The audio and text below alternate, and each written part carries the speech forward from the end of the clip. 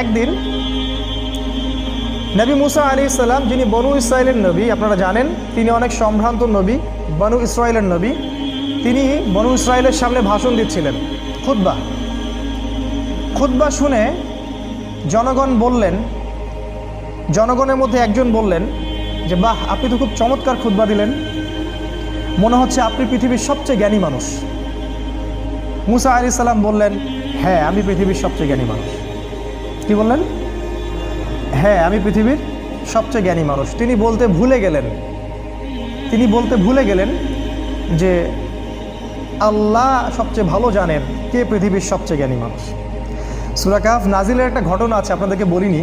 সেটা হলো, কিছু মানুষ এসেছিল রাসূলের কাছে, আমাদের নবীর কাছে, এসে বলেছিল, তুমি যদি সত্য নবী হয়ে থাকো তাহলে বলো দেখি যুলকারনাইন বাদশার কি হয়েছিল।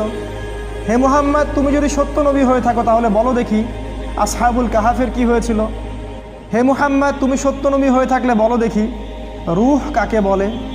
3টা প্রশ্ন করেছিল।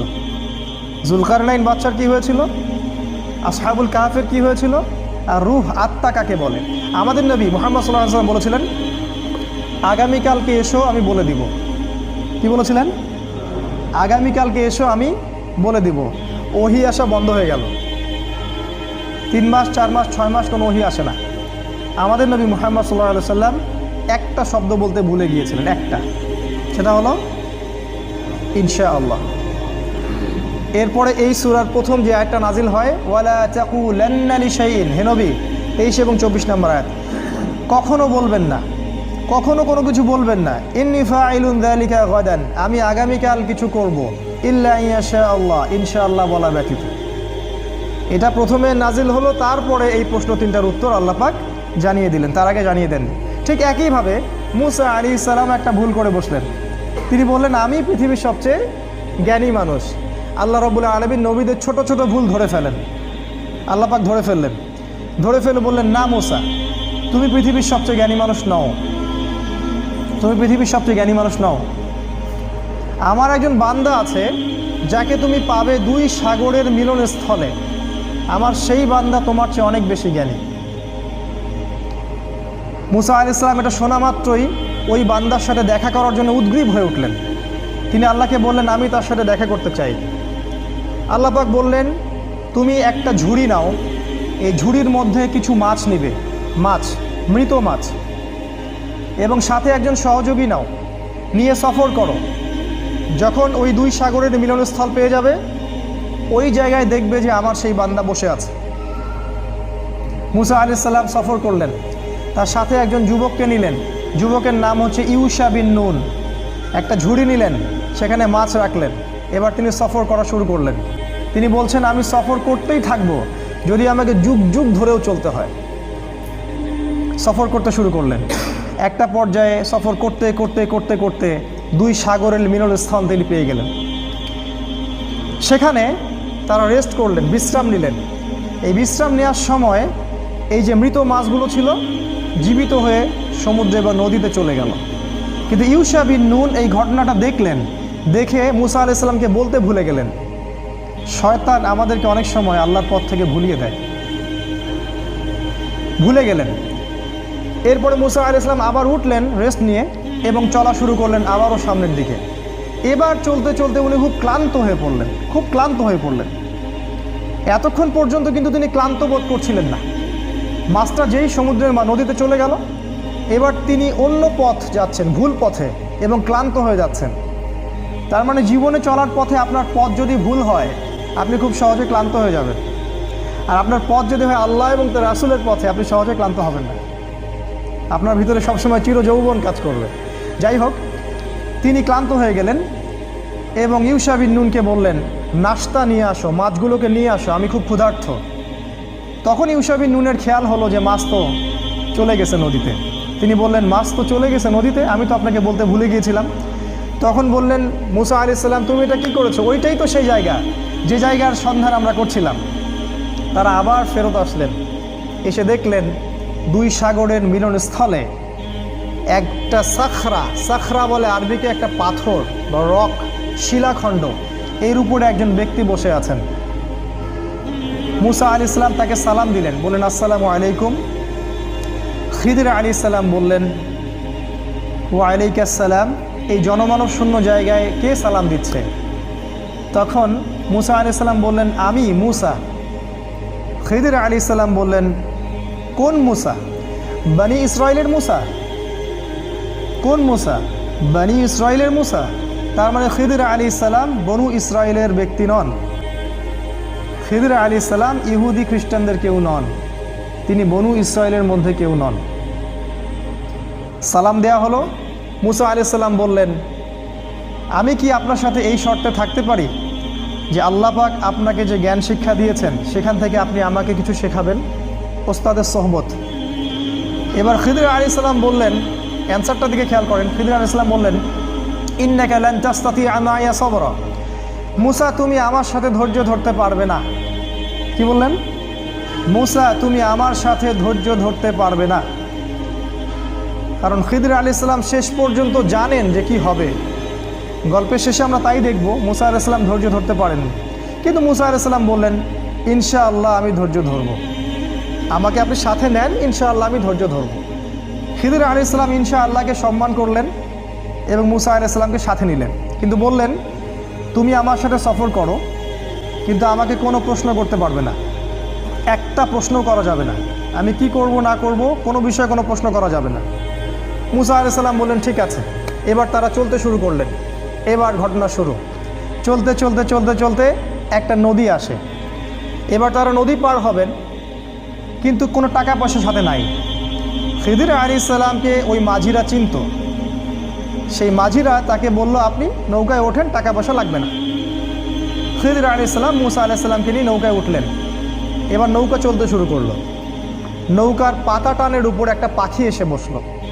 এই পাখিটা ওই নদী থেকে একটু পানি খেয়ে চলে গেল। এই দৃশ্যটা দেখে খিদির আলাইহিস সালাম বললেন হে মুসা, এই যে পাখিটা যতটুকু পানি এই নদী থেকে খেয়ে চলে গেল, ওই অতটুকু পানি হচ্ছে তোমার আর আমার জ্ঞান। আর এই যে নদীর যত পানি দেখছো এগুলো হচ্ছে আল্লাহর জ্ঞান। আল্লাহর জ্ঞানের তুলনায় মানুষের জ্ঞান এতটুকু সামান্য, যতটুকু ওই যে পাখিটা যতটুকু পানি খেয়ে গেছে অতটুকু। যাই হোক, নৌকা চলতে থাকলো। এক পর্যায়ে একটা ঘটনা ঘটলো যে খিদির আলাইহিস সালাম একটা কুড়াল নিলেন। কুড়াল নিয়ে নৌকার যে পাতা টান নিচে একটা ফুটা করে দিলেন। এবার এই দৃশ্য দেখে মুসা আলাইহিস সালাম বললেন আপনি এটা কী করলেন? যারা বিনা পয়সায় আমাদেরকে সফর করালো, আমাদের উপকার করলো, ওই বেচারা গরিব মানুষের এই একমাত্র সহায় সম্বল নৌকাটা আপনি ফুটা করে দিলেন।